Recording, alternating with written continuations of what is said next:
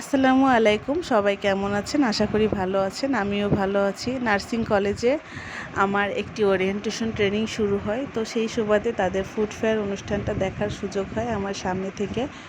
তো ওনারা ফুড ফেয়ারে অনেক মজা করছিল, আমি একটু ভিডিও করলাম মজার মুহূর্তগুলো। তখন দেখলাম যে সবাই অনেক সুন্দর সাজুগুজু করে আসছে এবং এক একজন এক এক রকম খাবার আইটেম তৈরি করে নিয়ে আসছে।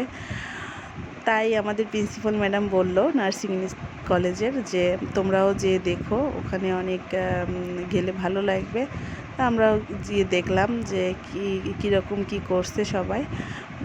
নার্সিংয়ের সবাই অনেক মজা করে, অনেক বেশি পড়াশোনার ফাঁকে একটু বিনোদনও থাকে আমাদের।